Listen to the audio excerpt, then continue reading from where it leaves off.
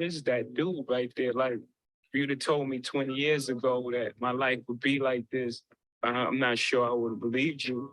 I heard people say I'm the luckiest man on the planet. I like to think I stay ready. A wise man once told me luck is some mystical energy that dances around the universe, randomly bestowing people with satisfaction and joy. And create your own luck. My uncle, he was telling me, like, I'm never gonna. My uncle said I never sold 1,000,000 records. I sold 1,000,000 records like 1,000,000 times. Are you crazy? How are you gonna do that? You know, I'm sure there's things that I do now that he can't believe that I was able to accomplish. But he couldn't even see it at the time. So he was just projecting from his fears on me. Right? How do you arrive at that point? You got to also look at that. You have to look at that. You got to look at the environments and places we live in and how things are set up and how things are structured and how we're always. Only two things can get you through this, man. That's patience and persistence. We all aspire, we all have the same emotions. You know, no matter who you are, where you're from, we all have the same emotions. You know, we all want to be successful. You know, we all have the same fears of failure. We all have feelings of abandonment. We all, you know, want love. You have to have such a strong belief in yourself that you can quiet out all the outside noise, because you're going to need that on every step of the way. You know, there are people that are projecting their fears and their shortcomings and failures on you. And you have to be very careful, you know, with that. People telling you can't do that. Why can't I? You know, because they may have tried or they don't believe that they can do it. And it's not really about you. It's about what they feel and their fear inside. So you have to be strong enough and resilient to believe in whatever it is you're trying to do. Every human being has genius level talent. There are no chosen one. God is giving every single person genius level talent. You just have to find what it is that you are great at and then tap into it. First of all, I'm always I'm constantly curious and always trying to evolve as a human being. Right. That's one thing, trying to learn myself and learn my thoughts and learn the things I don't like and learn, you know, whatever insecurities that we have as human beings. People look at you strange saying you changed, like you work that hard to stay the same. Like you're doing all this for a reason. And what happens most of the time, people change. People change around you because they start treating you differently because of your success. So you are changing. You don't change who you are, the core of who you are, the things you believe, the things you love, and the things you die for, and your principles. You don't change that, but you're going to change who you are. You're going to change. You know, you can't do the same things. You can't hang on the corner. Some people may not be comfortable with that. I'm not really concerned with noise because I'm playing for a long game. I see 10 years down the road. Every now and again, Vincent, I step outside of myself and I just look at my life objectively. Sometimes I find myself saying, who is that dude right there? Like, if you'd have told me 20 years ago that my life would be like this, I'm not sure I would have believed you. I heard people say I'm the luckiest man on the planet. I like to think I stay ready. A wise man once told me luck is some mystical energy that dances around the universe, randomly bestowing people with satisfaction and joy. And create your own luck. My uncle, he was telling me, like, I'm never gonna. My uncle said I never sold 1,000,000 records. I sold 1,000,000 records like 1,000,000 times. Are you crazy? How are you gonna do that? You know, I'm sure there's things that I do now that he can't believe that I was able to accomplish. But he couldn't even see it at the time. So he was just projecting from his fears on me. Right? How do you arrive at that point? You got to also look at that. You have to look at that. You got to look at the environments and places we live in and how things are set up and how things are structured and how we're always last on the totem pole, even from our schooling to our roads to, you know, everything that all the obstacles that's placed in front of us, even our living conditions. We live in a project. Someone lives here, here, here, and here. You know, you have to deal with all these different type of personalities. You're in the box. Someone's above you, below you, to the right of you, and to the left of you. And every day you have to manage that circle. So, Family. Welcome to Coffee and Crypto, episode number 110. And this is one of the most special ones we've done because we're about to really get to learn about how utility behind blockchain, how utility behind Web3 and what is it that we're really investing in for the future. Guys, sit back and enjoy. Make sure you got your coffee together. I got my coffee this morning, guys. Make sure you got your coffee, your tea, your water, whatever your beverage is. And to my coffee members, make sure y'all go out here and blast this link. Let's blast this link like we've never blasted a link before. I appreciate everybody that shows up each and every single week. This is our 110th episode, and we today will be interviewing an absolutely amazing company known as Krypto Kredit. Send this out to your friends that are interested in credit. Send this out to your friends that need to know how to leverage credit. Send this thing out to everybody that you know, and let's really get the YouTube on Blicky right now. You know what I mean? I got my Blicky. It's right here next to me right now, and I'm ready to fire off. If you're ready to fire off, drop those coffee emojis. Y'all know how we do it. Drop those coffee emojis for episode number 110, and let's really get this thing rolling. We'll get started in the next 5 minutes. Welcome to Coffee and Crypto. That's like living dormant. Life is about balance, right? You have to have some type of balance. You have like time for work and it's time for play. And if you don't allow these two things to coexist, you have an imbalance. It's not simple to do with all the pressures to succeed and all the pressures to, once you succeed, to stay there. You have a belief in yourself, and sometimes, in most cases, it's a naivete about who you are and what you can contribute to the game. Belief in oneself and knowing who you are. I mean, that's the foundation of everything great. The truth about talent is first that it's God-given. When you want to unleash that talent, your mind lets it go. You know, because it's there. You have to have the belief that when you draw from that well of talent, that it's going to be there. You have to have that belief that when you go into the basket, no one that's on that court can stop you. That's an individual thing. I'm not going to let anybody speed up my process. I don't care what's happening out there. That's the great thing about, you know, having ultimate confidence in yourself is it doesn't matter what's happening. I don't care what's happening. I don't care what you on or this person's on. This is what I like. They have that thing that, you know, that belief that you can only do one thing. You know, we don't have that. We're not inflicted with that disease. Let's go. I personally don't believe anybody could stop me. Let's go. Really, that's just how I believe. And it was gonna be there. I was coming. I was destined to be here. It just is what it is. My mom bought me my first boombox, and my mom's friend bought me my first notebook. It was like this makeshift notebook of papers with no line. It was a green book with these little pins you bend down on each side.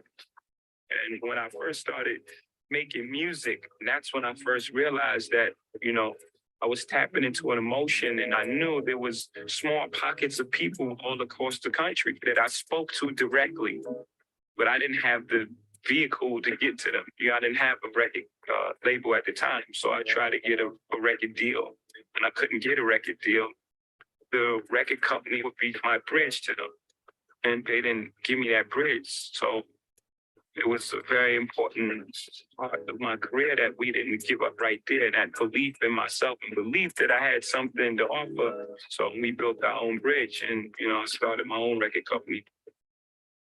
I had a really outside dream of being a millionaire by the time I was 30 years old. I actually calculated what it would take and all these different things. And I had no idea, I had no plan of how I was going to arrive at this point.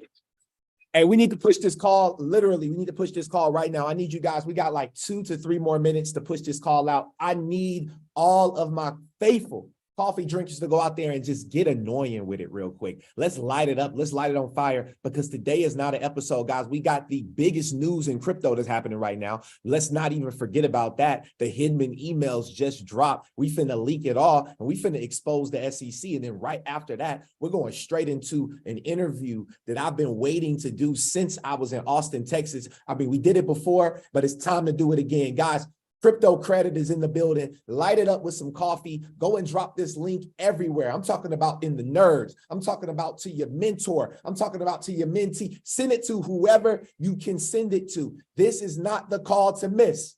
Let's get it. Other than this very distant outside chance of being a basketball player, which was very far, because I never played any organized sports. I never really played on the team. Back then, that opportunity was very limited because rap wasn't what it is today. my small circle of friends would say these stories, right? These short stories. So it was a hobby for everybody. I think. I remember the first time seeing Sugar Hill on Soul Train. I was like, what are they doing on there? It was like shocking to me. Like, why are they on TV? Like, for doing that. As an artist, if you ain't inspired to work, then you start thinking. Once you start thinking, you start forcing music. It's never good. My feeling is, whenever inspiration don't find you, you have to find it. Woo! And I wish I could say we were geniuses and said we're going to start our own company. You know, that's not what happened. You know, in the beginning, we went to every single label, and every single label shut their door on us. The genius thing that we did, We didn't stop. we didn't give up. Let's go. We didn't say, because these guys, you know, we use that what do they know approach. You know, we didn't give up at that point. I think that, you know, that was the genius thing we did. We started selling our own CDs and we built our own buzz, and then the record company came back to us. So now we had a different negotiation. You know, it wasn't the same artist label relationship. Now we retain ownership in our own company, and it was the best thing for us. Discipline as well, the discipline to not get caught up in the moment. You know, music is like stocks too. You know, there's the hot thing of the moment. You know, there's this hot electro sound, or the hot auto-tune voice, or the hot whatever's new and exciting. And you know, people tend to make emotional decisions based on that. They don't stick with what they know. This is who I am. This is what I do.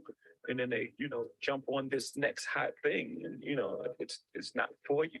So for me, just having the discipline and having the confidence that in who I am, you know, and if oh my Lord, when inspiration don't find you, you gotta go find it, guys. Welcome to Coffee and Crypto, episode number 110. All right, and with that being said, I'm feeling bullish right now. Got the McLaren behind me right now. You know what I'm saying? I saw this, and this was like a real inspiration. My McLaren is going to have XRP all over it. All right, it's going to be the XRP. The license plate's going to say XRP1. I think I really figured out what's going to be the first one. This will be the XRP1 right here. This will be the Batmobile. This will be the, this is the one right here. So with that being said, guys, welcome to Coffee and Crypto. Listen, okay, today is one of those days. All right, I'm feeling good. Y'all are, look, I'm going to show, look, real quick, just because I'm feeling bullish, you know what I mean? Just because I'm personally, I don't know about y'all, but I personally am feeling extremely bullish. It's been a great morning so far. How y'all feeling this morning, man? Just drop it in the chat box. And if you're tuning live on YouTube, my name is Vincent Owens, one of the top crypto coaches out here in the world. This is the show that we do every Tuesday and Thursday. All right, Coffee and Crypto, the #1 crypto morning show in the world. You can catch us each and every single morning, all right, on Tuesdays and Thursdays at 10 a.m. All right. So with that being said, guys, the first thing that I want to do is I want to show y'all the charts. Okay. I want to show y'all the charts. Okay. I want to show y'all what happened this morning. This is how I woke up. Now, right now, we're 100% back down, right? So we have to understand that this is like, I think my mom was on the call. I actually called my mom this morning, and I was like, Mom, look, all right. I was like, Mom, look, we saw this bullish candle. Now watch, we'll see a bearish candle come directly after it. And just like that, we had a breakout. Right now, this thing broke above the area that we've been going over. If you guys are part of my Discord channel, if you've been following with us, we trade every Wednesday and Saturday on the XRP charts live, and we cover it throughout the week. All right. Now, looking at this technical analysis, this was nothing but a brilliant fake out. This is the 4-hour candle. And so when we're looking for entries on positions, right, guys, I got into 5 positions last night right here, because you got to understand something. Before the news comes, right? Well, excuse me. Price will always go up right before the news drops. The Hinman emails released this morning, we saw the price go up, and then just like that, sentiment comes back into the market and we go back down, right? So it's cool, right? Just understand that there's multiple people say, hey, you can't make money in a bearish market with crypto. I say the devil is a lie. Yes, you can. You can make it if you know what you're doing, if you understand the skill set. Guys, welcome to Coffee and Crypto, the 105th episode. I'm so excited. I'm so elated. I'm so grateful. And we got to start this call off the right way today. Okay, we have some brilliant minds. I mean, I'm talking about Black developers. You know what I mean? Like, and I'm, as a Black man, I feel like this is something that, one second, y'all. So I feel like this is something that is just really near and dear to my heart, because I went to Austin, Texas to Consensus 2023.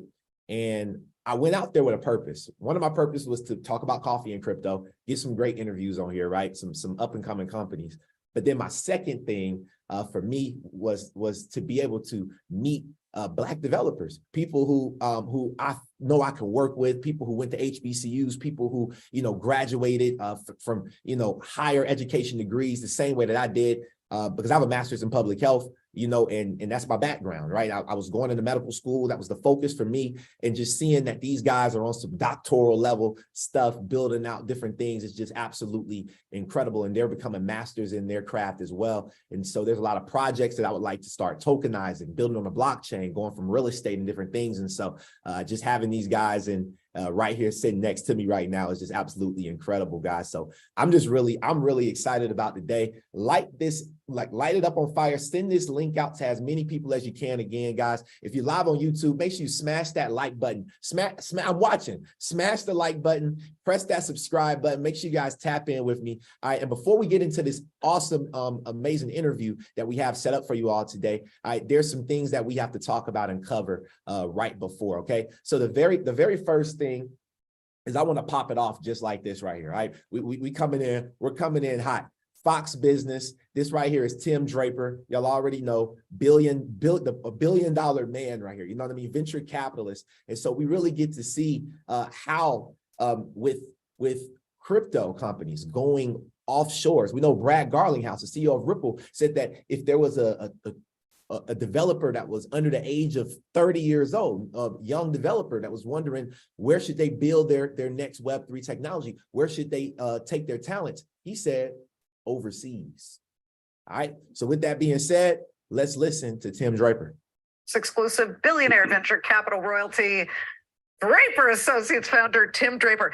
Hucksters, scam artists. I mean, it's like that scene in Woody Allen's Bananas where the cop gets up onto the witness stand and says, he's a New York commie intellectual bad apple, but I don't want to cast no aspersions or nothing. What do you make of his comments here? Weak regulators spread fear, and strong regulators spread opportunity. And I think we've got a real problem because the SEC has been spreading fear, and all of the innovators are leaving the country. And there's a huge problem we have. This regulation by enforcement makes no sense. Right. We want the great technologies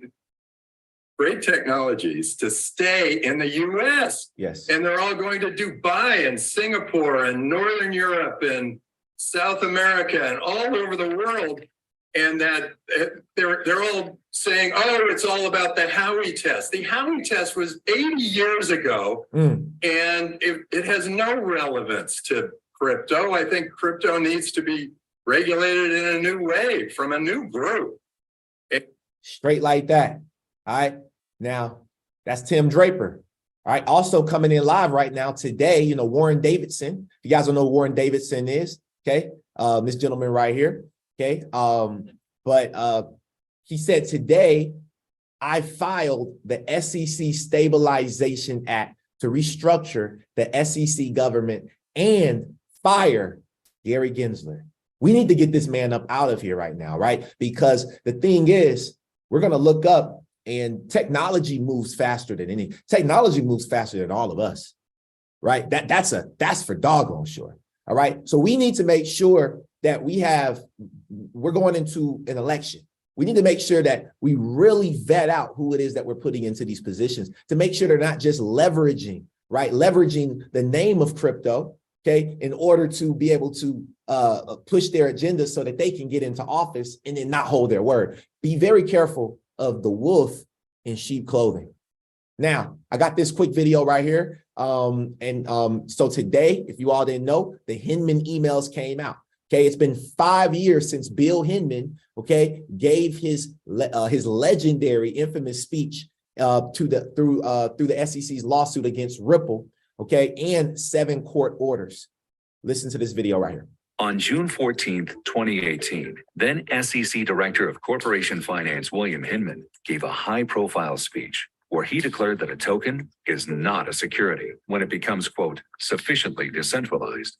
But internal emails and documents show that senior SEC officials repeatedly warned Hinman that his speech wasn't true to the law and would greatly confuse the markets even more than they already were. Now, after more than 2 years and 7 court orders, we can finally share some of what we found in the Hinman speech documents. The SEC head of trading and markets warned Hinman that he was making up factors that, quote, go beyond the typical Howey analysis, as in not in the law, and that the speech could lead to not just confusion, but greater confusion on what is a security. Hinman ignored him.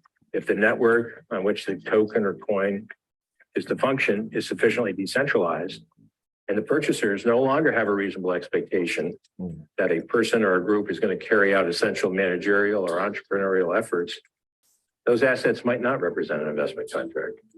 The same official told Hinman he should tie his speech, quote, more closely and explicitly to the Howey analysis. Hinman not only ignored him, but deliberately created factors beyond those identified by the Supreme Court in the Howey case. I wanted to just note a few things. This list is not meant to be exhaustive, but these are things that we look at. The SEC's own general counsel warned specifically that it's legally irrelevant if someone retains a stake in a token and is motivated to take action to increase its value, and that Hinman should delete it from the speech. And once again, Hinman ignored them and said without any legal support that it was important to ask. Has that person or group retained a stake or other interest in the digital asset such that it would be motivated to expend efforts to cause an increase in the value of the digital asset? Both trading and markets and the general counsel also disagreed with Hinman's belief that if a network was sufficiently decentralized, information asymmetries would no longer exist, noting that a network creator would likely have more information than a retail holder, using Vitalik Buterin as an example. They warned Hinman that by creating this, quote, other category and focusing on information asymmetries, he was exposing a regulatory gap that the SEC may not have the jurisdiction to fill. Again, Hinman ignored them. As the network becomes more truly decentralized, the ability to even to identify a promoter or to make the requisite, and someone that could actually make the requisite disclosures becomes in many cases difficult or and perhaps much less meaningful. On June 4th, Hinman wrote that he didn't see a, quote, need to regulate Ether as a security, and set up a call with Ethereum's co-founder, Vitalik Buterin, later that week to, quote, confirm our understanding.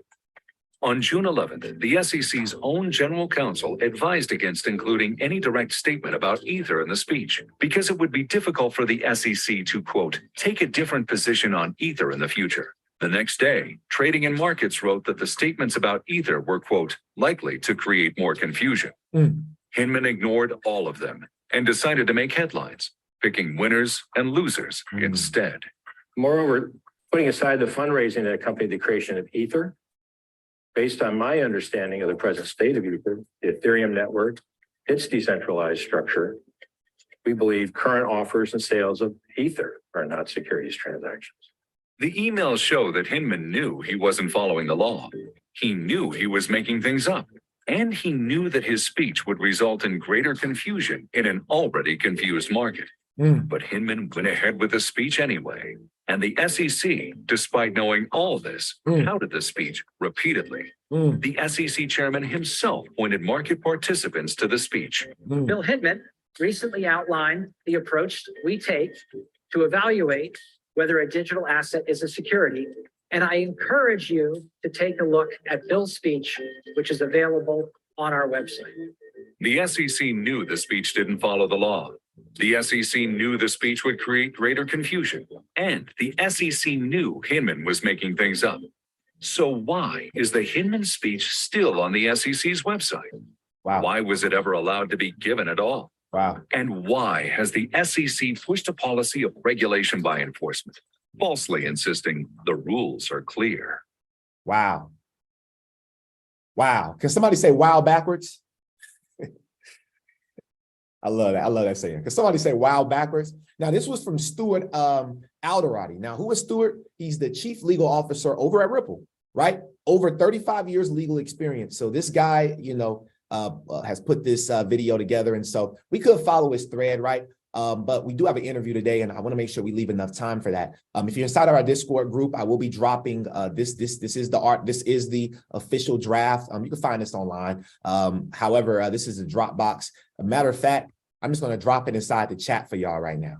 Here we go. In the Zoom, boom, there you go. It's in the Zoom chat. And then let me go over here on YouTube real quick. Let me take care of y'all too. Make sure that we're good on YouTube, because y'all family, make sure you smash that like button. Smash the like button if you got the Hinman emails, all right? If you're over on YouTube. Appreciate y'all, okay? Now, got a couple more things to cover because this is really getting interesting, right? It's really getting interesting for Ripple and XRP. Now, if we go into some of this document and we take a look, these are the three things. So this is their response, right? And these are the three things that they said. Hi, Bill. We have three key components for your digital asset speech. It's a great speech, but we think that a few points could help make it stronger. Number one, we think that up front, it would help if you added a disclaimer that the remarks focus on the 1933 Act. Number two, as written, the language remains vague as to whether ETH is a security. We know that because this gentleman, right, the SEC and Bill Hinman, they got on the phone with Vitalik Buterin, who's the CEO of Ethereum, and they asked him, can you give us your unbiased opinion on, what Ethereum is and how it's different from all other crypto securities? And of course, if you're the CEO and you see that there's an opportunity and a position for you to become a monopoly and to be able to corner the market, why wouldn't you take that, right? Now we go back and we look at William Hinman, okay? He was the former director, but we go on the SEC's website today. Now, like 2 months ago, last month, he had a whole biography here, but they completely took him off. And I showed this, I believe, last week on one of our episodes. I believe on literally a week ago, I showed you all that they took his name and took all of his information off of the main website. That was kind of interesting, especially with them knowing publicly that these documents would be released publicly. Okay. Now, I wanted to point out this calendar right here. This calendar is extremely important, all right? This is the Ethereum Free Pass timeline. And so if we look right here, January 25th of 2018, this is the year that the SEC decided to sue, right? Ripple.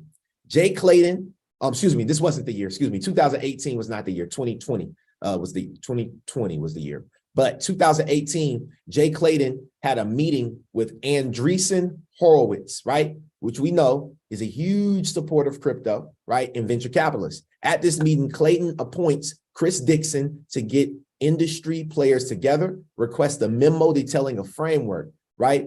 This is important, right? They talk about Andreessen Ventures and Andreessen Horowitz. They talk about them multiple times in this article, right? And they talk about how they had venture capitalists, venture money that was working. They mentioned Ethereum, so Ethereum was there, right? And right here, Ethereum is the only digital asset mentioned in the safe harbor memo, okay?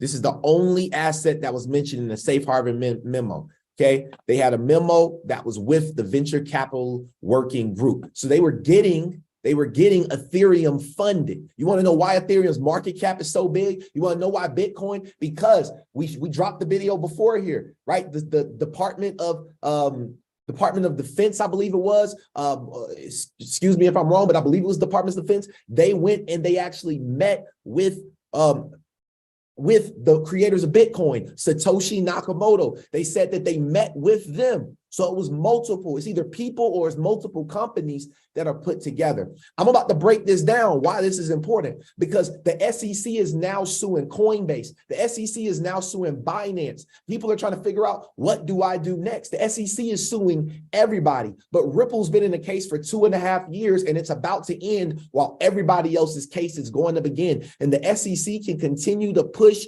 on these crypto companies for the next 2 years until Congress comes out with a framework. The closest framework that we will ever see right now is this Ripple case being solved. And Ripple will set the standard for digital asset companies in the United States. And if you own XRP, congratulations. Congratulations.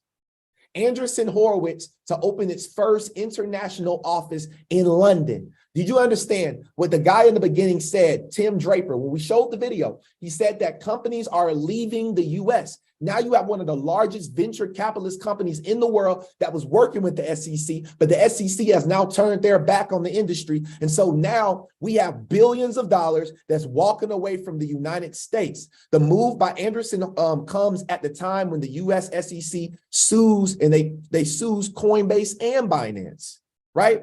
They're setting up a crypto. Look at this right here.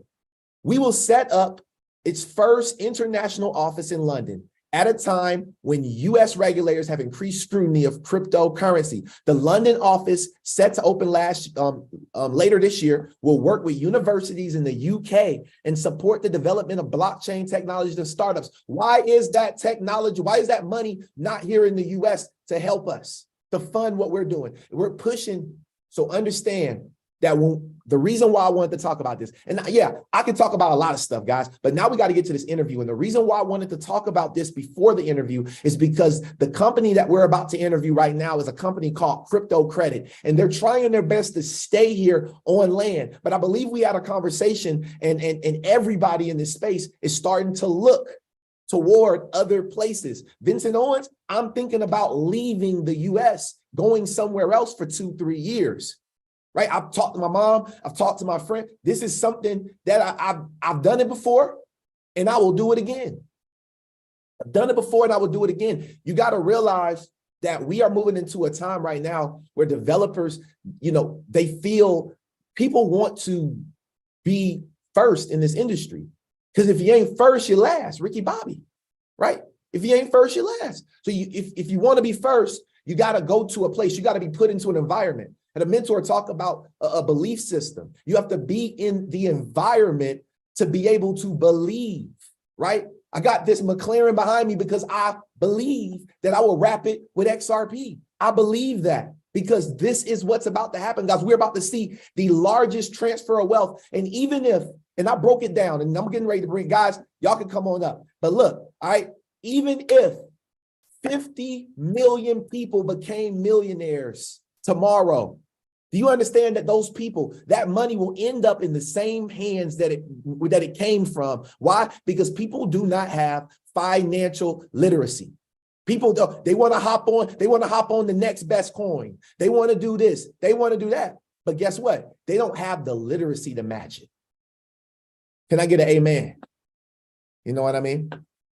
Giorgio. Amen. Amen. Amen. Giorgio, there he is. Let me go ahead and pull him up here as well. Awesome, man. So, Krypto Kredit. All right. So I want to show you guys the flyer that we made.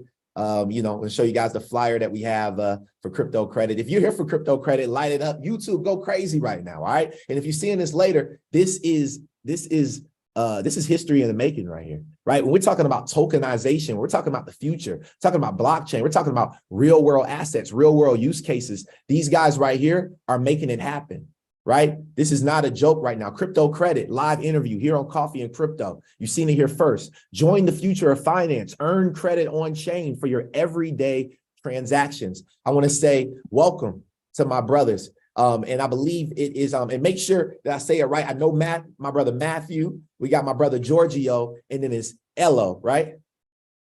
Or Elo. Elo. See, I'm country. I'm from the South, man. I mess a name up, so I appreciate you for getting me right, my brother Elo. So with that being said, Krypto Kredit, can we talk a little bit about crypto credit? You know, what is crypto credit? And can you all see us all on the screen right now? Drop a 7 if y'all can see everybody's faces on the screen. I just want to make sure that we're clear. Awesome, because 7 is for the number of completion. Welcome to everybody to Coffee and Crypto. This is your very first time. This is the #1 morning show in the world. And the goal from this moment forward is to connect with the brightest minds around the world and make sure that you guys know what you are investing into and how you can literally, because people ask me all the time, how do I make crypto real? How do I make blockchain real? How do I bring this into the real world? And we're about to see a use case right now where you can actually do that. And these guys are in their launch phase right now. They have won several awards, but one of their biggest ones was over at ETH Denver, right? So if you guys know about ETH Denver, it's one of the biggest crypto conferences that is in the world. It takes place in Denver, Colorado, each and every single year. These guys were a part of the accelerator, I believe one of the accelerator programs there. So number one, could we just get a quick introduction of all 3 of you all, you know, your background real quick, and then we'll dive into crypto credit and take it from there. So whoever would like to start, feel free. Well, sure, I'll go ahead. So my name is Alo. I'm a developer in the space, full stack. My background, I started off as a chemical engineering at University of Texas at Austin. Didn't too much like that. So I wanted to create things for the world, create real value products, and actually do something that's innovative. So I actually stopped going to University of Texas and I started to learn code and I started to learn Web3. And me and Matthew kind of have the same story because we were doing it together, we're like best friends. But I was doing this for like two years, constantly learning everything from your front end to your back end. And I moved into Web3 development as well. We started a company where we basically did like government contracts and AI solutions.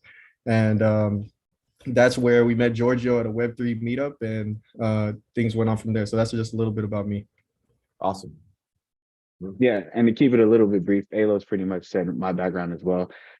I was studying cybersecurity out in San Antonio. Didn't too much like that either, so I hopped into Web3.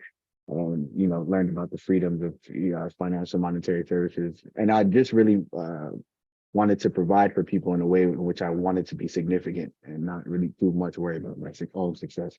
So yeah, fast forward, ETH Denver hackathon finalists, you know, all praise be, and we are here today. So yeah, I'm also a full stack developer as well as smart contract developer, and I do a little bit of business on the side. Yeah, hello. My name is Giorgio Villani, and I have, Houston native, have about 10 years of experience in oil and gas. That was like my primary career. 7 years at a commodity trading company. And I also run the Web3 meetup in Houston, and that's where I met Alo and Matthew. The funny story about that was that about a year ago, almost a little bit more than a year ago, I actually attended the first ETH Denver for myself. And I went there, and it was a crazy experience. There was a lot of people. It was extremely packed. But it was an extraordinary, event because the vibe was incredible. Everybody was super excited about Web3. Everybody was, you could literally talk to anybody in the lines, and you would have like an amazing conversation with them. And so I had this incredible experience in Denver last year, and I came back to Houston, and I met Alo and Matthew at one of the events, and I just was like telling them, I was like, hey, you need to go to this event, no matter no matter where you are as far as Web3 is concerned, you should go over there and experience it. And I was lucky enough that Matthew and Alo came this year, and we essentially formed a team along with another gentleman by the name of Luis, and over in Denver. And I had a great experience with these guys. These guys are incredibly hardworking, and they really represent why I am in Web3, because the energy is so positive, and people are so hardworking, that it just, it's just like, I think everybody, even if you don't feel like you're prepared to do a hackathon, you need to go over there and check it out, just because you'll be able to see people in their prime, people who, are self-actualizing their own reality. And Alo and Matthew, I had an amazing experience with them, and I think they're extremely strong, and I'm basically honored to be working with them. Oh man, thanks. For real, Giorgio, we love working with you as well. We can say the same about you. Very hardworking and very detail oriented. I don't know whether that came from oil and gas or what it is, but Giorgio is very detail oriented, and it's a big difference for us as well. Awesome. That was absolutely incredible. And so what and that's kind of why I'm in Web3. You know, my background, I don't know if I've told you guys, but it's healthcare. I went to Tuskegee University for undergrad. I was a biology major pre-med, did that, knocked out in 4 years. It's kind of crazy thinking back on it.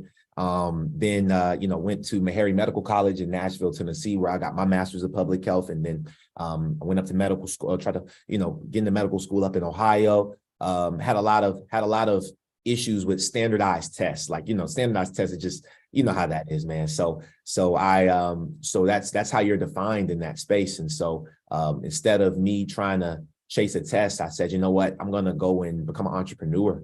Became an entrepreneur 6 years ago. And, you know, this is what we're doing, been doing coffee and crypto literally for over a year now, consistently, and just watching the community grow, watching everything, you know, flourish and happen. And I joined this space as well for similar reasons, because I just felt like I said, in my interview with CoinDesk, I was like, I just feel like I met my tribe. Like, this is like everybody's a vibe. Like I haven't met nobody I didn't like in Web3. Like, everybody's chill. We all have like similar ethics. So really dope. But yeah, so I wanted to share my screen really quick just to show the world. So I went here to ETH Denver's official site, and looks like that's that's the guys right there. You know what I mean, on stage.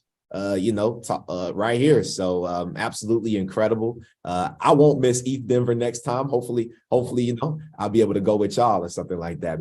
I'll be able to vibe out. Be really dope. But just wanted to pull that up just to show the world that, you know, crypto credit is not a force to be reckoned with. And so with that being said, I want to dive into the first thing that you all talked about, which was full stack. What does that mean? You said you're a full stack developer. For people who want to become developers, you know, are there different levels of development? Like, you know, is it full stack, half stack, quarter stack? Like, how does the stack work, you know? Yeah. Well, okay, so I can give a little bit of a breakdown. I mean, full stack is basically just the front end and the back end. So a developer that can do both. A front end, I mean, generally, I think in software development, there's like specific people who have specialties. Like, some people focus on front end, and then some people focus on back end. The front end is like the design of the website, and also the working of the actual front end app. And then the back end has to hook up with the front end. So if you do full stack, you're doing the whole thing. Now, I think a lot of people who are within Web3, because the back end is a series of smart contracts on the Ethereum network. A lot of the other ones are kind of similar in that sense. So, you're basically just releasing some contracts that are going to serve as your back end. If you can do all of that, if you can do the front end, you can do the design, the single page. I mean, a lot of the Web3 apps are somewhat simple. Like Uniswap is a relatively simple front end, because you have only one page that is relevant to you, and everything else is just the smart contracts in the back doing the work, right? So people can be full stack in Web3, because it's you just don't have to really specialize. I mean, there's benefits in having somebody who's more focused on front end and back end when you're doing a hackathon, because then there's more of a designation of who needs to do what, and then there's less I think I can do that better, right? So it's beneficial to do that. But if you can do the whole thing, that's full stack. Okay. Cool. So full stack development. That's very interesting. I'm not a developer at all, but I've been looking at some different things, man. I kind of want to learn a little bit more about it. I know that anything that you do is 10,000 hours. So to me, I'm just grateful to know you guys that's putting in the 10,000 hours. I got a team I can call on when I need things. So it's really dope. So let's talk about crypto credit. What is crypto credit? In an elevator pitch, I guess, what is crypto credit, and how did this idea even come into fruition?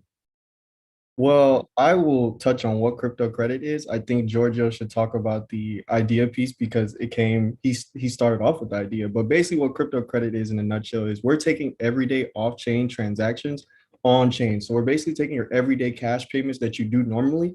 We're basically getting a receipt of that, putting that on chain on the blockchain that's immutable. And then we're partnering with Web3 credit scoring companies to issue a credit score from that. And then this can give people access to credit. So we're able to create this system without people actually using crypto to get a Web3 credit score. They can just interact with their regular day-to-day cash payments through our invoicing platform. So that's what crypto credit is in a nutshell. But Giorgio, you came up with the idea, so go ahead and let us have it. Before we even, why is that important? So we talk about everyday transactions. Are we talking about like rent, like I know right now I can report like my rent, my different things like that toward my credit bureau, and it can actually help with credit as well. So like those rental payments, different things. So like, why is that important to take everyday on-chain, off-chain transactions and actually bring them on-chain? Well, I would say it's really important because the credit score, well, how credit works now, it's only a limited, there's a few things that can actually affect your credit score, whether you're paying off a car, paying off like a mortgage, stuff like that, right? Which is really limited, right? And it doesn't show the true, like, I guess, credit worthiness of a person. The true credit worthiness of a person comes from the everyday transactions that they encounter, right? If I lend you, Vincent, $2,000, right? You pay me back, that should affect your credit because that shows your credit worthiness. Just it's on a peer-to-peer scale, right? And I think right now in the credit industry, it's not capturing the peer-to-peerness. It's capturing more of like a business to a regular to a person, which is not getting everything that it needs to get, right? So we want to look at the things that are not being looked at, right? And that's where this idea came from. Yeah. Now I would also say with blockchain, now we're also providing financial services based on verifiable financial history from people, and which then entails we're now getting financial inclusion for people, individuals and businesses that have been excluded from today's traditional financial services, basically. Yeah, no, I mean, I think these guys nailed it on the head. I mean, it's basically like I mean, in the United States, we kind of have, we take things for granted because a lot of things are integrated, right? With the various bureaus, et cetera. So we get a lot of benefits. Now, Alo made a good point, which is a lot of peer-to-peer stuff that, that are just, kind of just between two people. Those don't really get captured into that, right? And but a lot of them do get captured. Now, that's one of the reasons why this is more focused on the developing countries, because a lot of those transactions that are happening there do not get captured, right? And they're not included in international credit markets, right? So and in a way, when we were discussing this over in Denver, we really wanted to go for one of the hardest problems to solve, and that is that's why for us we were focusing on cash transactions. Because cash transactions are basically unknown, and the vast majority of the world does cash transactions. And so they're completely excluded from credit markets. Wow. And so, but to take it back, like where the idea came from, essentially I did another hackathon over in Bogota, and I had another wonderful experience with a bunch of people from Latin America. And I was able to, experience their work ethic. And I was like, look, the thing is there are people in other countries that are extremely hardworking and skilled. And so, and they're not able to get access to credit the way that people in the United States are able to do, which, in a way is not really, I mean, it's not really representing things in terms of the market, because they're unknown, right? Even though they should be, like for a credit market to function properly, you need to be able to assess everything. So we're unable to assess people in other countries because they're just not opted in. So we started talking about that, and talking about how if we were to able to capture some of those transactions and show that people do have that work ethic, and they're actually the risk is actually less than what is perceived, then everybody would benefit. The people who need the credit would benefit. The people who are issuing the credit would benefit, because you get a higher risk adjusted return. the system is not basically operating optimally because it's not representing things correctly. And so that's where we came into play, where really only Web3 can solve this problem. It can't be solved through these regular institutions, because some of those institutions are not functioning as well. And so people are relying on them to work, but they're not doing that. So what I would rather do, and what our team would rather do, is rely on individuals, good, hardworking individuals that have great reputation, and that can basically just have a great work ethic, and their reputation is what builds the network. And so that's where Krypto Kredit focuses on these individual transactions, and it focuses on a network of validators that are going to validate those transactions. So you could operate in a place completely peer-to-peer, like Nigeria or Ghana, and it grow from bottom up as opposed to from top down, right? And we believe that that's a much more sustainable and robust and anti-fragile way of building a system versus the traditional, hey, Web 2 version where you need to just trust institutions versus trusting people that you actually know. And I mean, we don't know who run some of these institutions. We don't know them personally, but we do know that I know that Alo and Matthew, I can rely on them, right? I trust them more than I trust an institution. Amen. So that's why we're focusing on the individual and peer-to-peer. Dude, that was, bro, I can't even sit still. Bizuli over there like this, like Bizuli, she like, so I'm really excited. So let's nerd out a little bit. So what blockchain are you all using? A multi-blockchain type of bridge, or how are you all building? What blockchain have you all decided to actually leverage to build on? Yeah. Oh yeah, go ahead. I'll say so. For now, we're using Polygon, right? What we have to consider when picking a blockchain is one that's fast and one that's cheap, right? Ethereum has high gas fees, and if we're looking to integrate this in the developing or emerging economies, then we can't use blockchains that have high gas fees. So Polygon, and we're open to other ones that also have these same traits that we're talking about.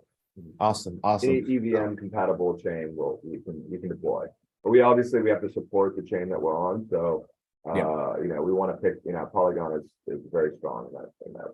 Polygon's amazing. I absolutely love the project. Matic is great. Matic processes fast. Matic has a lot of different what do you call it, bridges. So I mean, you can do Matic USDC, you can do Matic, Cardano, you can do a bunch of different Matics. So I think that's very important when you're developing something, is that cross bridge type of compatibility. So I when I first talked to you all in Texas, that's what really was interesting to me, because a lot of companies, and I'm not going to name any, but like a lot of companies that I were talking to, they were building on Ethereum, and they just didn't fit to come on to Coffee and Crypto, because it's like I'm a hypocrite. Like, people know how I feel about Ethereum, and we know, on the backside of everything, not even just the developer side. Yeah, it may be great for developers, maybe easier to use, but sometimes, you gotta, as a developer, I feel like, it's all about risk taking. The easiest things out there are not always the best things, you know what I mean? And that goes for anything in life. So I applaud you all for not going necessarily the easy route, and, going out there and learning about other blockchains that are a little more sophisticated, a little more updated and green, and, faster, cheaper. So appreciate that. So, with Krypto Kredit, so we were talking about bringing real world transactions on chain. So I know we talked about those transactions of peer-to-peer, but so is this considered tokenization? I guess that's my question. Do you consider, is this a level of tokenization? Are we tokenizing because we're building NFTs as the receipts, or what exactly is it more on the depth side? Yeah, well, yeah. So we are tokenizing in many different ways, right? Like, one of the ways that we're tokenizing is we're using the ERC 721 standard the NFT standard to generate invoices. So those are NFTs, right? So the NFTs themselves can be generated, and they can be also bought and sold. They can also be bought back by the person who's basically had the debt, right? Like so basically, let's say a dentist issues an invoice to somebody or a medical provider, and then they can't pay that amount. They can actually go out there and buy and say, hey, I'll pay you 90 cents on the dollar and buy back, right? So that's not even possible in the existing market, right? Like everything happens behind the scenes, and you have no idea until you receive a notice from some collection agency, right? And so that's something that isn't even possible right now, but is possible with our stuff. So, and we do it within using the NFT standard. We also use a thing called soulbound tokens, and that is for derogatory marks, because for a credit system to function properly, we believe that there also has to be the ability to show that somebody did not pay, right? And that becomes an option for the person who issued the invoice to say, okay, well, this person didn't pay. Now, the benefit of using our system is that at any point you can go out there and buy the invoice, renegotiate, and then remove the soulbound token, right? So there's a lot of things that empowers the individual, right? You have control of your credit history because you're able to basically go out there and interact with these things. We do that all using the token standard. Our validator network also requires tokens. That's going to be in our light paper. Eventually, we're going to release that. We're just trying to get a bunch of traction on Twitter and on various social media, and we will also have something specifically with a validator system. We don't have a token now, but it relies for the tokenomics to work, for the incentives to be aligned within the system. We have to have a token for the validator as well. So yeah, we're definitely very deep into the tokenomics of our system.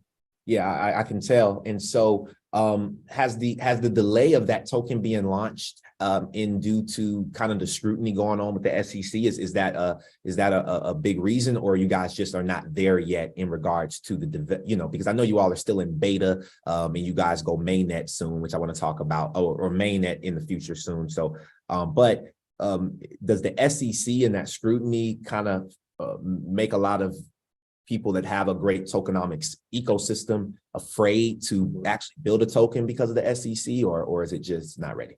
Yeah, it definitely puts additional cost on a startup that has a shoestring budget to basically operate, right? Like, I mean, that's one of the perceptions that I have about the existing system, is that it literally just, all they're doing is just shutting the door behind them, right? Like, they put these regulatory requirements on you. I mean, because anybody who wants to have a legit business is going to go through the process of getting legal advice, and it costs money and it's expensive, and because we don't all have law. I mean, they've basically written everything so you have to have a law degree to be able to operate within the system. So you have a cost that's already on top of you. So we're not nimble. We're not like like you have to raise a ton of money, and you have to do it before you drop the token.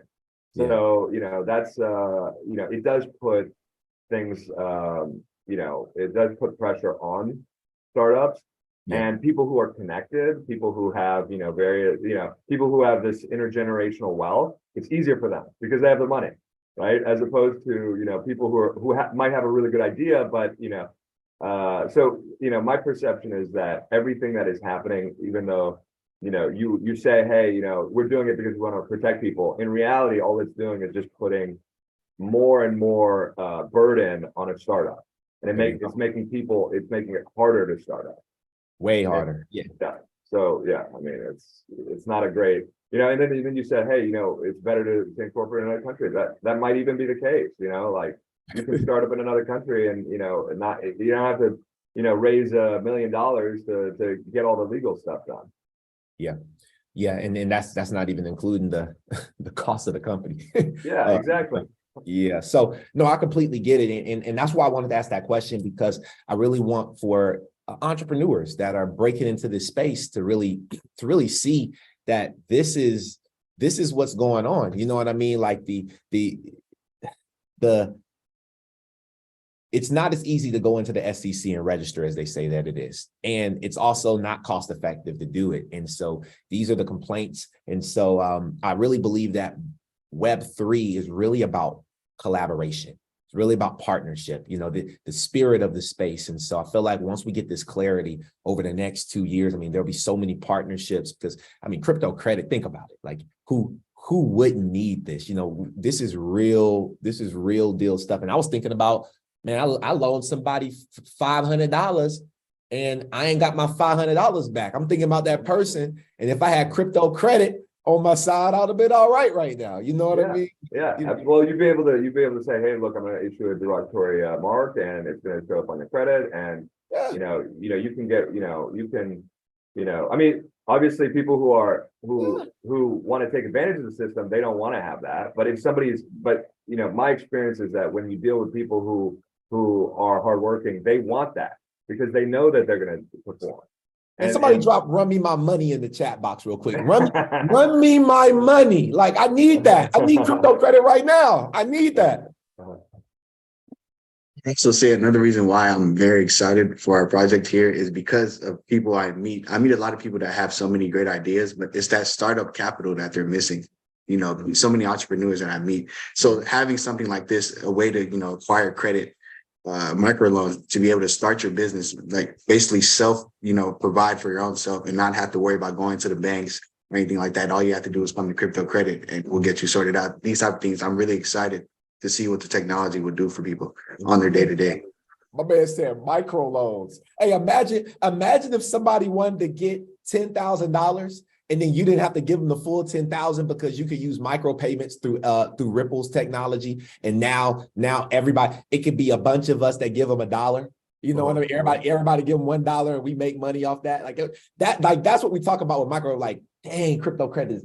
All right, say less. So question, validator network. I know we coming up on time, but I had a couple more questions.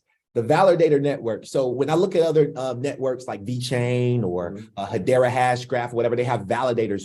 What does that look like for you all, Giorgio, or whoever can actually answer that question in regards to the validator network? Kind of want to dive a little more deeper into that. Yeah, so the validator network. So because we were so ambitious at the very beginning, we wanted to go for the cash transactions, and we're still ambitious. We require a validator network. So it's a third party, a disinterested third party that is going to validate that the transaction is real and that the transaction is basically occurring, right? Because, I could generate a bunch of transactions with, myself, and then just, and a lot of the systems that analyze the blockchain right now, they include those. Right, so they include those things with their analytics, and so we want to make sure that each one of those transactions are valid and real. And also, the validator is kind of our boots on the ground in places like Nigeria and Ghana, because what they do is they'll be there and they can actually do the due diligence that we need to validate the companies that are issuing invoices and do the due diligence with the individual to make sure that they are So that's kind of like the boots on the ground to basically, to support the network as it's growing from the base. And then you create kind of a network of a chain of trust or a web of trust on the base level where you can build upon that. It becomes the foundation.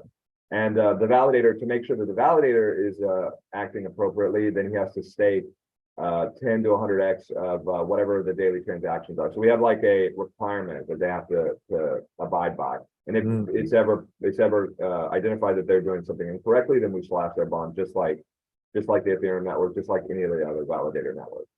Okay. So that's kind of like supporting these, because the cash transactions are such a difficult thing to include that the validator is basically the way in which we're going to do it. And I wanted to even piggyback on that and say that we have looked at the validator network in many different ways, not just the boots in the ground. The validator can also be like a payment processor that already has users and already has millions of users that are transacting on that platform all the time, right? So they've already KYC'd their users.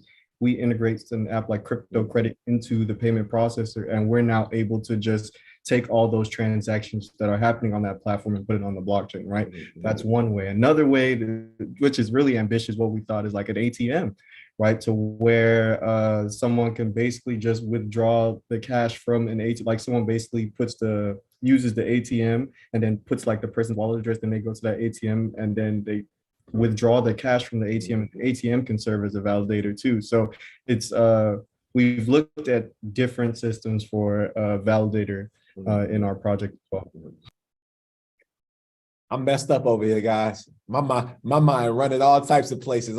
I feel like I'm cross-eyed. Like I feel cross-eyed right now. That's how interesting in science, like just crazy this is. I love the way this got me feeling right now. Like drop some coffee in the chat box if you're feeling good, right? I ain't even drunk my coffee. Like it's cold. I tried to blow it like it was hot.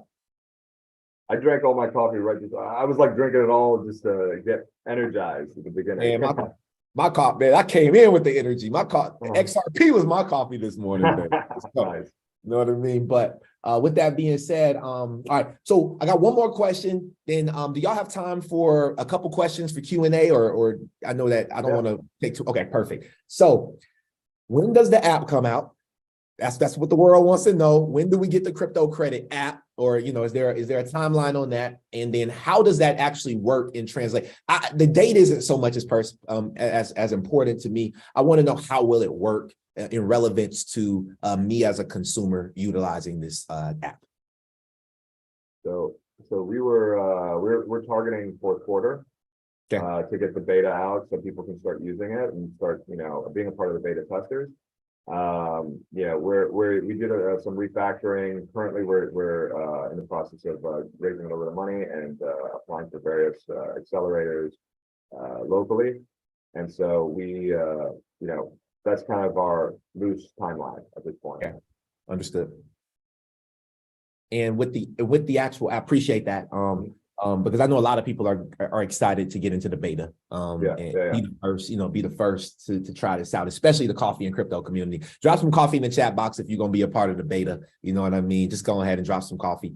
Yeah, I think one of the best ways to follow developments is to follow us on Twitter. Yep. Because then you know, when we get to a specific you know, following, we're going to drop the white paper, so you can go into the white paper and read exactly like the specifications. And then we're going to notify people when we're starting to ramp up to the launch. And then there's going to be a lot of, you know, because the thing is it's going to be, even the validators, they're part of the network because you know, based on the tokenomics and the distribution, we're going to give the tokens to the validators. And so that builds up the network in a completely decentralized and distributed way. And so participating, you know, early on, that's really what we're looking at. Awesome. And I've dropped your Twitter here on Zoom. I'll also make sure you guys on YouTube, I'm gonna drop it for you in the comments right now. So y'all can go ahead. Everybody go follow them on Twitter right now. If you don't have a Twitter account, make one, damn it. You know what I mean? Make one right now. You know what I mean? You don't even need a profile picture. Just go make it. You know what I mean? Look, and then figure it out from there. But go ahead and make sure you guys connect with them. I have a clickable link for you all right in the Zoom, right in the YouTube. And inside of this video's description, we'll have everything. So make sure you guys go back to the YouTube. If you're on Zoom, if you're watching this later, go to the information description section, and I will have all of their Twitter handles. Whatever they send over to me to put on there will be on there for this interview. So I'm really excited about the future of Krypto Kredit personally. Guys, I am not a paid, this is not paid sponsorship. I'm not a paid affiliate. I just really love what these guys are doing. I've been following them since I met them, and I really respect the hustle and the grind, and just seeing that they're still pushing forward with their project and they have goals. Like, you know, you speak to companies, my man confidently said fourth quarter. You know what I mean? Like Brad Garland House said stuff like that too. And it might have happened the first quarter of the next year, but it don't really matter. Like, it's about having goal, being ambitious. And that's what we represent here at Coffee and Crypto. We represent technology, we represent entrepreneurship, right? And we represent just having that dog mindset, that dog mentality. So with that being said, guys, is there anything else that you would like to share with everybody in regards to Krypto Kredit? You know, anything that you guys, you know, they can look forward to the future, anything that we may have left out on this interview. And then I would like to open up the call to any questions that people may actually have. Yeah. I quickly want to say thank you, Vincent, for having us on the show. It's been amazing. Everyone, if you want to follow us, definitely just check out our Twitter. We also have a website that's up, which should be in the comments as well. It's always good to be early, and we know that if you're in Web3, you know the importance of being early. I would like to say this is a funny point. We are not hucksters. We are not fraudsters. We are not scam artists like Gary Gensler says. As you can see, we're making a real value product here. So definitely just keep up with us. And if you have any questions or concerns or anything, just let us know. We're always open for feedback and anything like that. Yeah, and I also wanted to say thank you, Vincent. Really appreciate it. You're the reason why we're in, we're in crypto. The type of person that has the energy that you have and is excited about the technology, excited about how this can change the world. That's what gives. You're right. That gives me energy too. Every single day when I talk to these guys, we get so pumped up when we're talking about it, because it's like literally this can change the world. So really appreciate the opportunity that you gave us. Absolutely. I'm happy to be at the forefront of the change and to be able to say that I know these guys. Thank you. Likewise, we're going to say the same with you. I'm sure coming soon, Coffee and Crypto is going to be one of the most or highest rated podcasts that's out there. So Thank you. For sure. I highly respect your hustle, Vincent. Even when we were at Consensus, like we could see you just going grabbing people, like interviewing, trying to meet everybody, just connecting, networking in general. So, hustle respects hustle, man. So I really respect what you're doing over here with your community. And I look forward to seeing you have that XRP McLaren with the license plate as well, man. Hey, we could all ride. Hey, look, one at a time, one at a time. Hey, one at a time, but everybody can get a ride, man. So what I want to do is I'm going to open this up to the good people. I call these my baristas. If they live on Zoom, these are the baristas of the coffee shop right here at Coffee and Crypto. So you already know how we do it, family. Just going to raise your hands up if you have any questions. Also, anything you like, learned, or love today. We have space for maybe about 3 to 5 people, to come up. Just make it quick. You know what I mean? Ask your questions. So just waiting on those hands. In the meantime, while waiting on those hands, what I would like to do is just talk about just some announcements. Thursday, I see the hands. So Thursday, we will have our 111th episode. We'll dive deeper into what's going on right now in regards to Ripple. I have some more stuff I had to show, but I wanted to make sure that we got this interview and gave it an ample amount of time. So make sure you guys tune in for Thursday. Also, if you have your crypto on exchanges, this is not financial advice, but please go ahead and get your crypto off of these exchanges. You see what's going on with Binance, Coinbase. Just listen, use your mind, understand, protect yourself at all times. I'm not here, we're not here to give you any financial advice in regards to anything, but the advice that I do want to give you is get your crypto off of the doggone exchange. The other thing is make sure you follow Krypto Kredit. All right, make sure that you do that. Follow Krypto Kredit. That's crypto with a K. All right, credit with a K. Krypto Kredit. All right, make sure that you guys go and follow them. And then also in the description, I'll have each and every single one of their social media. That way you can follow them individually. If you have a question for Giorgio, Alo, or Matthew, you can tap in with them directly. I'm pretty sure that they would love, especially if you want to become a developer, they love to just maybe point you in the right direction of where you can go. Maybe they have some programs that you can do free, paid, whatever. And then also doing a 7-day free trial of my Discord group. We trade 4 to 5 days a week. We're about to pick it up to every day because we trade crypto. XRP is our favorite asset. That's what we highly focus on in our technical analysis, but we also focus on Forex, commodities. We have our Forex and commodities teacher that's coming back for New York session very soon. My brother, Chris, Mr. Blue, he'll be back. So you guys stay tuned. If you're interested in joining our Discord group, if you're interested in just tipping the channel, you know what I mean, guys, I have a tip program. You can just tip me monthly just for the information, and I add you to our Discord groups. Not only do I just take your tip, but I get you inside our coffee and crypto section of the Discord group. Make sure you text me at 678-688-3251. Again, that number, and I need everybody to text me right now. Just be my friend, 678-688-3251. Shoot me over a text. That is my VIP community text for coffee and crypto. Make sure you guys stay connected. I appreciate you. Hey, shout out to Cynthia. She sent me over a smile. We'll give you one back. All right, give her a smile back. So the text work. Look, anytime I have anything, if I'm giving my books away for free, if I'm doing a book sale for $1, if I'm doing a 50% off on our masterclass. Thanks, Mom. Love you. If a masterclass, right? Whatever the case may be, okay, we have you covered, and I'm gonna always keep you updated with what's going on. So remember, 7 days free of the Discord group. It doesn't make sense for you not even to join. Like, you guys can just cancel if you don't like it, you know what I mean? And don't pay. It's all good, right? But I would love for you to check out what we're doing. So with that being said, those are all my announcements. First guy that we have coming up is my brother Billy. Billy is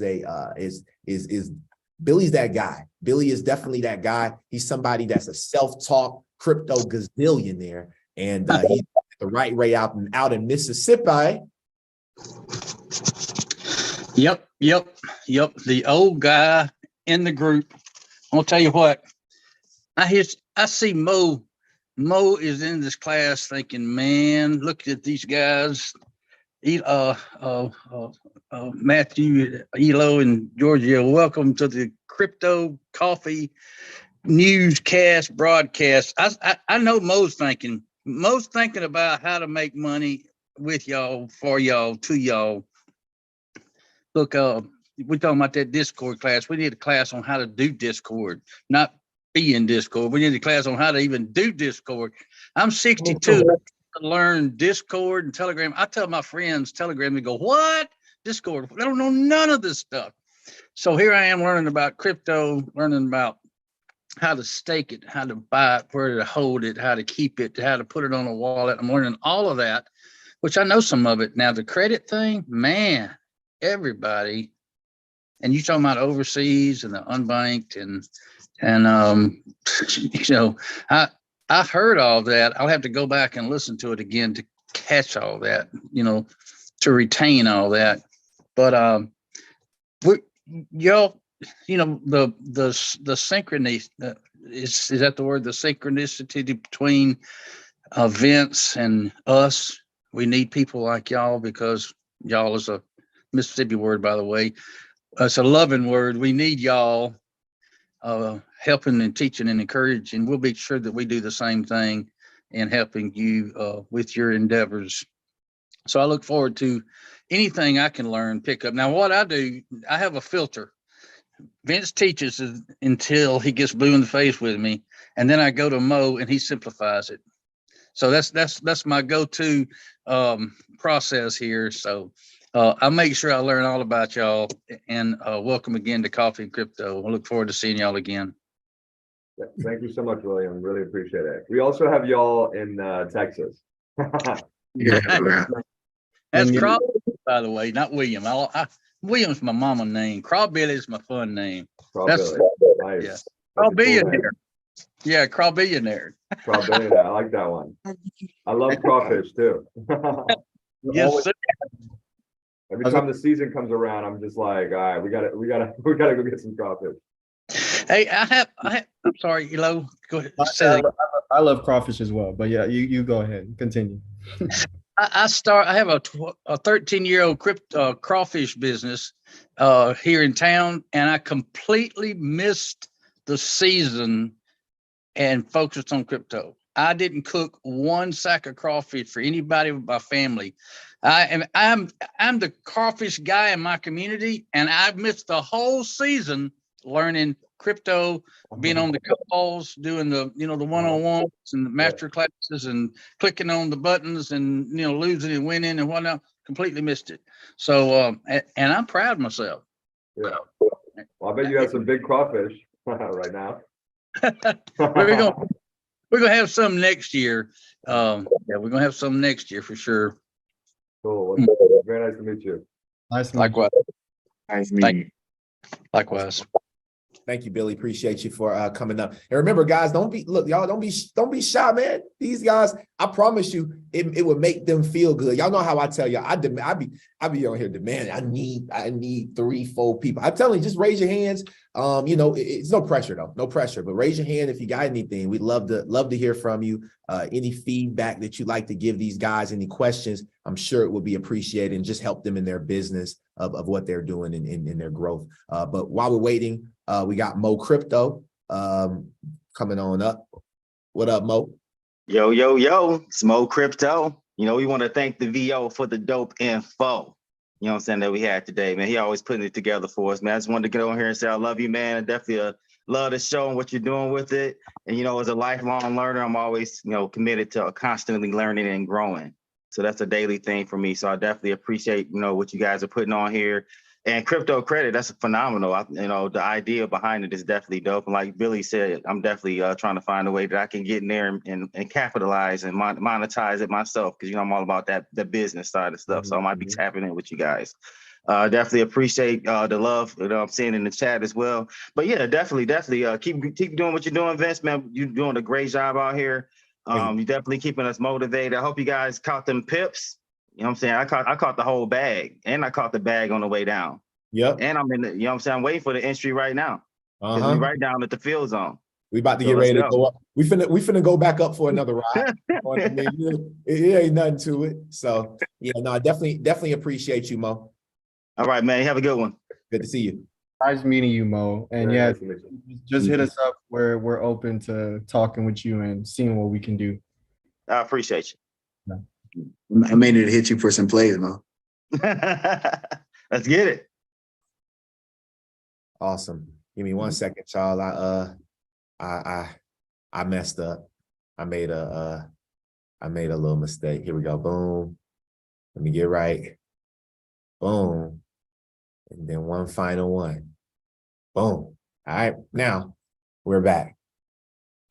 So my mom got her hand raised. Jarrell, I saw that you said Jarrell is trying to raise his hand. But I'll open the line up for my mom real quick. Hey, can you hear me? Oh yeah. Okay, great. Hey guys, I just wanted to, I don't have any questions.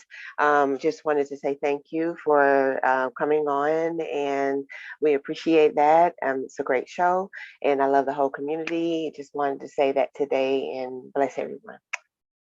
Thank you so much, Tanner. Really appreciate it. Nice meeting Vincent's mom. I love that you have a supportive mom that goes to your events. That's awesome. Oh yeah, she don't miss any of it. I mean, it's almost like that's what we want to do with Krypto Kredit. We want to have like a kind of like a family. Like the family is the most basic unit, I think, in society, and we want to build on that, right? On the foundation of society, not just these institutions, like that don't necessarily have your best interest at heart. Right. But nobody knows you better than your mother, right? Like your mother is going to be able to, and support you too. I mean, that in a way, that's kind of why, the idea of this came about, was because in the United States, you can have an approved buyer on your credit card, right? And generally, the way that works in the economy is you have like, your mother puts you on her credit card and builds your credit history, from the beginning, right? And so when you get your credit card later on, you already have a credit history, and it is valid because it shows that you have support from your family, right? Your family supports you; they're co-signing on your ability to do things, and it shows that because you're close enough with your mother and your parents. It shows that you have a support structure that's going to help you. And so that theory is where we kind of piggyback on that. And that's why peer-to-peer networks should be able to work. I mean, in the very beginning of people's credit history in the United States, that's peer-to-peer, right? So that's cool. Thank you so much. I appreciate that, man. That was you broke that down so well. Well, I think it's great. I mean, Alo and Matthew, they have supporting parents as well. I think that's extremely important. I mean, that's just my 2 cents on that. Yes, sir. And I guess we got one more hand that's raised. Jarrell, you good to go, brother?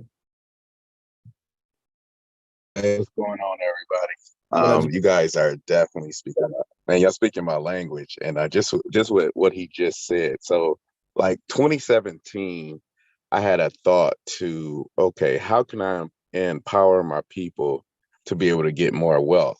And at the time, like a lot of people was a mess with credit debt and things like that. So I'm like, I got a little extra capital. let me reach out to one of my good brothers and I say, hey, how much debt do you have on books? He like, okay, you got like a certain amount. I'm like, okay, this is what I'm gonna do. I'm gonna pay off your debt so that it doesn't show up on your credit report. Your credit report will clear. So at that time, your credit score is gonna go up. You're gonna pay me back, the money. Just somebody you gotta know or whatnot. While your credit is going back up, then you apply for a personal loan to pay back the rest of the money that you owe, but it's at a lower interest rate because your credit is good. So now, I'm doing this the hard way. He paid it back and everything, and and everything was good or whatnot. Because the end of the goal was, okay, we don't want to just have good credit to have good credit. We want to establish businesses with good credit, and then we can collect other people and do the same thing with them. Yeah. So it's like it's a real quasi method, not just these things that was going on the internet, like put your money here and no, something where it's really tangible. The person, small group, and then what happens is that now you get 3-5 people, you got 800 credit scores. Now you go to a bank. Absolutely. Everybody doesn't have to have assets, just one person. But you got a group of 800 credit scores. So with that, now you're talking about getting $200,000 line of credit. So now part 2, you combine that with trading. Everybody doesn't have to know how to trade. Just need to have one person that know how to trade. That group opens up a trade line for trading. Now you get $100,000. You build that up to $1 million line of equity for trading, right? From there, you fractionalize the assets. So the business make money, and then the personals, those goes back to the personal people. Then you build up your personal wealth. Then you go get more people. And then you start big companies, then you satellite those big companies in the trust. And then you take those trusts and then you go and buy other companies. And the other people come underneath the other companies. So now you're multiplying millionaires, right? But this was a manual way that I was thinking about, like how to do it. So now, okay, we take what you guys are doing, right? So how can we do that with blockchain and Web3 development? So now, okay, we can report like those transactions between, okay, I'm paying off this, we paying off that. And we can take that group and fractionalize that from micro to macro. So we just working back and forth so that everybody can duly benefit. So now you're raising everybody up at the same time. So regardless of skill sets, I just need you to be just ethical. You know what I mean? So you just pay, you tell me what you got. Okay, boom, we got that. Yeah. And we pay it back. And then we alleviate the stress everybody trying to pay their bills. Because what's happening, and this is what I found out, and Billy can attest to this, when you get in your 40s, it's like, okay, do this, that, and this. Is like 20 years ago, I'm like, just even, just during COVID, that COVID really threw, a shock to people's systems, because it's like I got anxiety that I've never had before. I'm dealing with things I've never had to deal with before. So that's why I'm, really on the health and wellness kick. That's really where I jump up and down on both feet, just trying to get people, to get healthy so they can get wealthy. There's no need to get wealthy if you ain't healthy. You just gonna die as soon as you hit $1 million. Here's your million. You just go have a heart attack. So no need to doing that. Don't shock your system. Just be a blessing. So that's the thing that's been on my heart and mind. Just how to just raise the people up. You know what I mean? And then from there, now you're going to get your kids. So now when your kids turn 18, they don't have to get, the $100,000 school line of debt. They can actually go to school debt free or learn how to do the front end and back end. I also used to code too. So I definitely want to get with you guys and see, if I can, get back into coding, doing some front end and back end development. I'm a design engineer now, so it's like I'm working a high stress job. So yeah, I'd rather be able to work back at home and stuff. So I think that just I'm just throwing ideas out there. Yeah. I don't. No, your ideas are what you're talking about is literally what we want to do. Like what you said at the very beginning about, hey, I'm going to help out somebody with their, by paying off their loans. Like the system, we plan to make the system do that as well, where you can actually put invoices for other people and then pay them. So it becomes a decentralized GoFundMe as well. And why? Why would you do that? Because you want to support the network that you're in, right? Like if you have a community of people that you trust that are like your ride or die guys, right? Like, and you want to support your system, you can do that effectively, right? And you can build within that system itself, right? So you can pay off people's debt, you can refinance people's debt, you can even provide financing for people's debt. And so, I mean, we kind of just like scratch the surface of what we're planning on doing because, it's a lot, but the sentiment that you talked about, that's exactly what we're going for. Like, that's exactly what we want to do. We want to make communities stronger through the ability of doing, building a foundation that is much more robust than what we have, because there's certain businesses that don't want to go to certain areas, right? Because they perceive it as being too risky. Or maybe they're not, or maybe they're doing it intentionally. Who knows? Who knows what their There's some objectives intentionality to it for sure. Yeah. But So, now it's like, how can we? So we can become micro banks ourselves. yeah, We exactly. cut that out. Now that knocks on the head of, the higher players is like, it's like, wait, these guys, they not even coming to us for loans. And then when they do, I want an interest rate that's so low I can laugh at it. I give it back to you, and I flip it 20 times and then give it back to them. But it's, I mean, the whole thing of holding a mass of people down just because of debt it's crazy. I mean, it's pretty, the way that I mean, I don't want to get too conspiratorial, but basically debt is the main trigger in society. So, if you have more control over it, that's another thing is that GoFundMe, there was some issues with GoFundMe where people were putting things that were not true. Like they were saying, hey, I got this problem, and then they were raising a bunch of money, right? No audit trail, they just get the money and then they have to, with our system, there's an audit trail because the doctor's issuing the stuff and everything becomes much more transparent, right? And what do they say? It's like light is the best disinfectant. So if there's a problem and people are being taken advantage of, you want to be able to see it. You want to be able to see what's going on there. And we want to do that. We want to make it easier for people to, be empowered and have access to their own credit history and then make moves like what you're talking about where, hey, I'll do this, and then, you can be, raise the people around you up and then make the whole system stronger. And back real quick and say, I know you were just talking about, the higher ups are going to be like, what? People are not coming to me for loans. It's true. But Web3 technology is a disruptive technology. Like it's going to disrupt nation states. It's going to disrupt all the systems that we know of today, right? So we're just going to continue to build in it.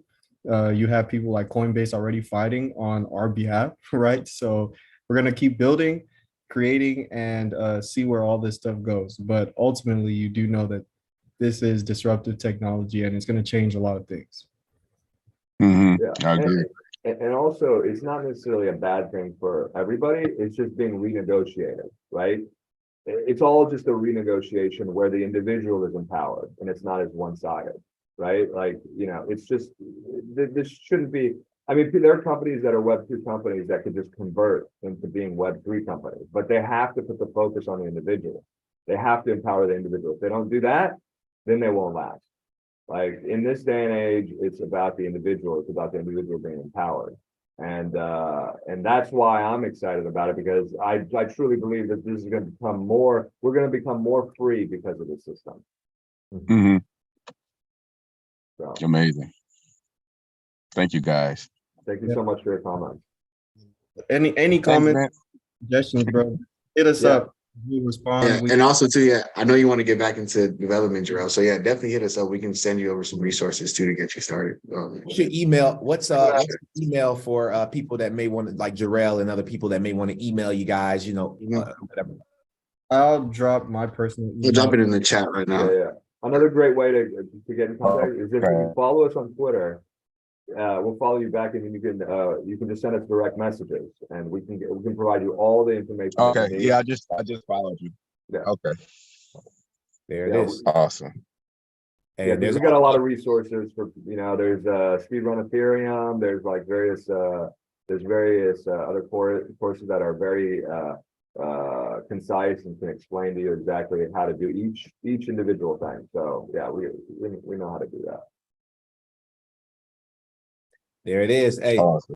That's the beauty. That's the beauty of what we're doing here is just getting connected, man, making sure everybody is ready for this new level of impact, this new world order that's among us. So with that being said, I just want to say thank you guys. I'm enjoying myself. So I really appreciate y'all for just taking an hour and a half out of y'all's morning, away from your project and letting us into your world, giving us all the information, and if, I'm going to drop everything that you all need inside the description here on YouTube. So make sure you guys go there. Thank y'all so much for your time. I don't know if y'all have anything else to say, really. If not, then I'll go ahead and close it out. Just thank you. Thank you for having us, Vincent. Yeah. Thank y'all. Sure, man. That too, I mean, the Zoom call is very interactive. Like, you have a great community, Vincent. Like, the coffee and crypto community is amazing. Just keep coming, keep supporting, and let's build this community even more. Let's do it. So with that being said, guys, make sure y'all reach out to Krypto Kredit, follow them on Twitter. This has been episode number 110 of Coffee and Crypto. Smash the subscribe button, smash those likes, and make sure you guys go and follow these guys and stay tracked and get ready for the beta phase that's coming out, because that's the next implementation phase. Thank you all again. Thank you to my faithful baristas out there. Appreciate y'all for keeping the coffee hot, keeping it brewing today. All right, and then to all my YouTube family, I'll see y'all on Thursday, episode number 111. Make sure y'all tap in with me and text me 678-688-32.